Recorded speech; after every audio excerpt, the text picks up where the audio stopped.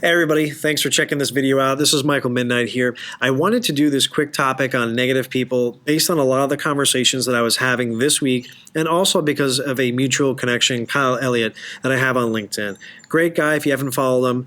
I have a lot of people that I've had in a recent podcast mini-series that I've been doing that are great to follow, but he posted something, it resonated with me, and I wanted to do this video topic. So if you haven't connected with him, feel free to do it. The links will be below. But essentially speaking, it is so easy to be caught up in the negativity and the toxicity of other people's situations. And it ends up derailing your own methodologies and focal points that you had. This is going to happen in business. This is going to happen at church or whatever congregation that you are religious, connected to. This is going to happen at home. This is going to happen at your family barbecues and so on and so forth. It's going to happen in football. Nobody's going to agree the majority of the time. And that's fine. That's perfectly okay. What you don't want to do is you don't want to sucker yourself into focusing in on those things that are just not that important. Okay? And what I mean by is this.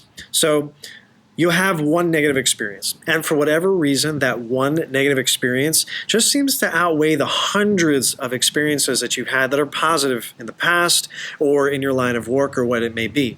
Those painful experiences are always going to jut out more, and also you're going to give them more brevity if, in fact, you do focus in on them. Listen, we make mistakes. Things happen. Things are painful. We just have to learn to live and move on and focus on other things.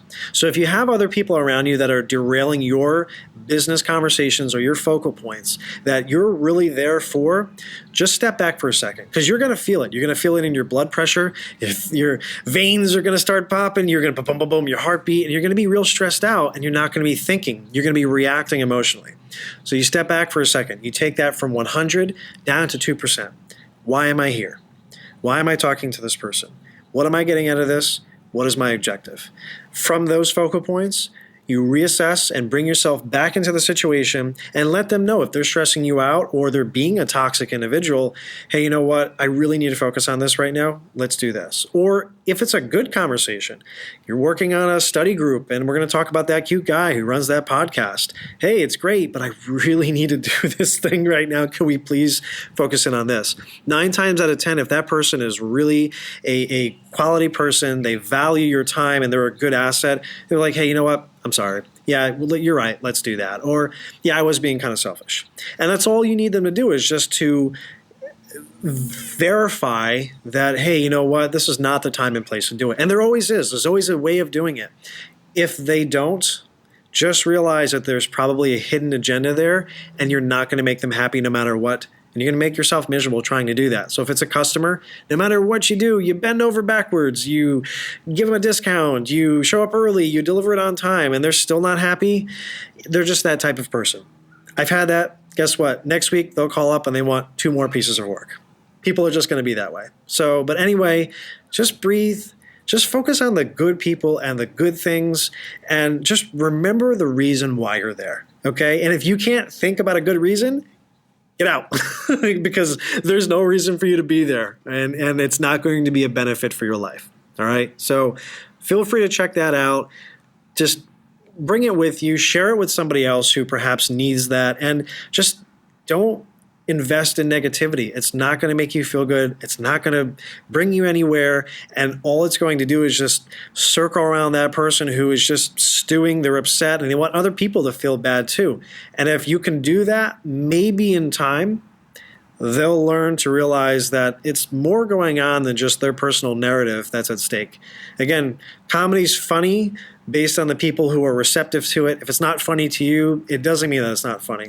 Anyway, thanks for checking this out. I have a mini-series that deals with candidates, staffing, recruiting, job seeking. Check it out. Links are also below. A lot of great guests. They're also going to be below if I can fit them in the description. If not, just feel free to reach out. If you've had bad experiences with negative people, feel free to share, and just share this to people who you think that would actually benefit from listening to this. So it's not self-help, just think of it as course correcting. But when you see it, you'll know what to do.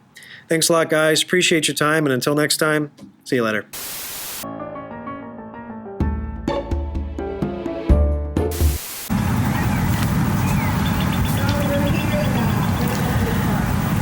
So I've had to stop this video about 4 times now to try to do it over, because every time I try to start up, there's a couple of older people that where I'm sitting and recording this, it's actually in a park. There's some older people that I would never think would come out to go and work out. And there's like a workout section where I am. And literally they're doing everything possible to make as much noise as possible.